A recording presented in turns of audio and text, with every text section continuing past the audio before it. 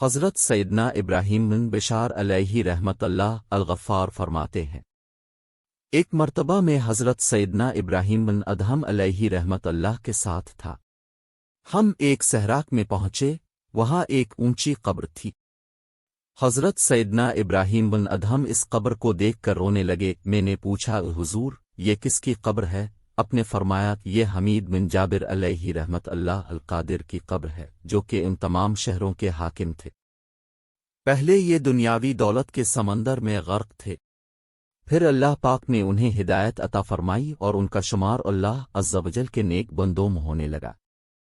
مجھے ان کے متعلق خبر ملی ہے کہ ایک رات یہ اپنی لہو و لعب کی محفل میں مست تھے، دنیا کی دولت و آسائش کے دھوکے میں تھے۔ جب کافی رات بیت گئی تو اپنی سب سے زیادہ محبوب اہلیہ کے ساتھ خوابگاہ میں گئے اور خواب خرگوش کے مزے لینے لگے۔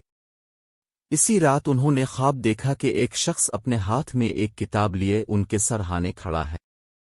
انہوں نے اس سے وہ کتاب طلب کی اور اسے کھولا تو سنہری حروف میں یہ عبارت لکھی ہوئی تھی، باقی رہنے والی اشیاء پر فانی چیزوں کو ترجیح نہ دے، اپنی بادشاہی، اپنی طاقت، اپنے خدام اور اپنی نفسانی خواہشات سے ہرگز دھوکہ نہ کھا، اور اپنے آپ کو دنیا میں طاقتور نہ سمجھ۔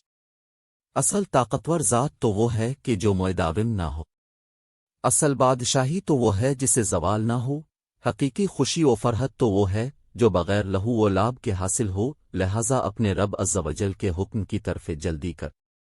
بے شک اللہ عز و جل فرماتا ہے، ترجمہ، اور دوڑو اپنے رب کی بخشش اور ایسی جنت کی طرف جس کی چوڑائی میں سب آسمان و زمین آ جائیں، جو پرہیزگاروں کے لیے تیار رکھی ہے۔ خواب کا حاصل۔ حضرت سیدنا ابراہیم بن ادہم فرماتے ہیں، پھر ان کی آنکھ کائل گئی، وہ بہت خوفزدہ تھے، پھر کہنے لگے، یہ خواب اللہ پاک کی طرف سے میرے لیے تنبیہ و نصیحت ہے۔ یہ کہہ کر فوراً اپنی بادشاہت کو چھوڑا اور اپنے ملک سے نکل کر ایسی جگہ آ گئے جہاں کوئی انہیں پہچان نہ سکے، اور انہوں نے ایک پہاڑ پر اللہ پاک کی عبادت کرنا شروع کر دی۔